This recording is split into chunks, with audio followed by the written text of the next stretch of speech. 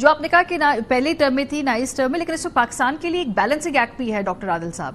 ابھی ہم نے سم ہاؤ یہ ایک میریکلز آف دا میریکلز ایک ہے کہ جی پاکستان بھارت کی کنفرنٹیشن میں ہم نے چین، امریکہ، رشیا سب کیمپس کو سم ہاؤ مینج کر لیا ہے، اور ابھی ہم بڑے ہی ایک بیلنسنگ ایکٹ کے ساتھ یہاں سے آگے ڈپلومیٹک چیلنجز ہوں گے، خاص طور پہ اگر یہ معاملہ اسکلیٹ کرتا ہے ایران اور اسرائیل کا.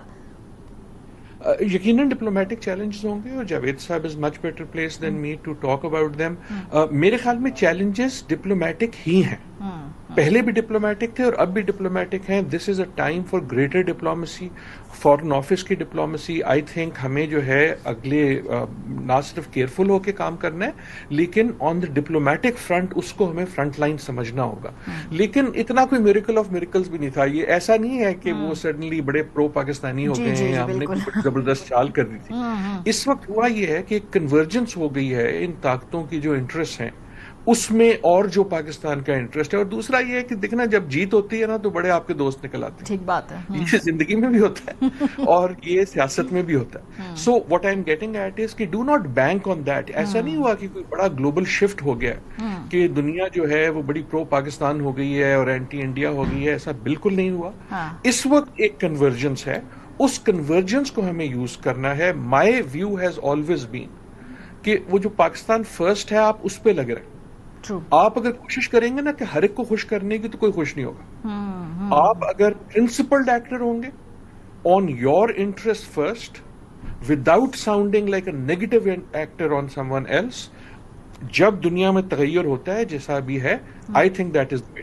جی جاوید حسین صاحب، آپ یہ گفتگو سن رہے ہیں جو ڈاکٹر عادل نجم صاحب نے کہی، اور انہوں نے کہا کہ جی پاکستان فرسٹ بھی ہونا ہے، لیکن ساتھ ساتھ ہمیں یہ بھی کہیں افیکٹ نہیں دینا یا یہ امپریشن ہمیں نہیں دینا کہ بھئی ہم کوئی کسی قسم کے ہاسٹائل اتحاد کا بھی کہیں نہ کہیں اس کی طرف ہماری انکلینیشن ہے. سو جاوید صاحب، اس وقت پاکستان کی اگر ہم ڈپلومیٹکلی ایسپیکٹ سے بات کریں تو کیا پرائیورٹیز ہونی چاہیے ہیں، کیونکہ ایران بارڈر تو ساتھ ہے، بالکل لگا ہوا ہے ساتھ ہمارے. جی اس وقت پاکستان نے جو پوزیشن لی ہے سیاسی طور پہ اور سفارتی لیول پہ اور highest head of government level پہ، وہ بالکل مناسب ہے. وزیر اعظم صاحب نے آج ایرانی پریزیڈنٹ سے گفتگو کی ہے، اس میں انہوں نے پاکستان کی ایران کو مکمل حمایت کا یقین دلایا. اسی طرح ہمارے پرماننٹ ریپرزینٹیٹیو نیو یارک میں جو یو این سیکورٹی کونسل کی میٹنگ میں بھی اپنی اسرائیل کے حملے کی کنڈیمنیشن کی ہے، اور وہاں بھی ہم نے ہمدردیاں جو ہے ایران کے ساتھ ظاہر کی ہیں. یہ اور مختلف اور سطح پہ بھی ہم نے اپنے ویوز بڑے کھل کے بیان کی ہیں. لیکن اس کے ساتھ ساتھ ابھی ہم نے دوسرے ممالک کے ساتھ، دوسرے خاص طور پہ جو خطے کے ممالک ہیں جیسے ترکی یعنی ہے، اور سعودی عربیہ اور دوسرے دو دوست ممالک جو ہمارے ریجن میں ہیں، ان کے ساتھ مل کے ہمیں کوئی سفارتی لیول پہ کسی انیشیٹو کے بارے میں کچھ سوچ کرنی چاہیے.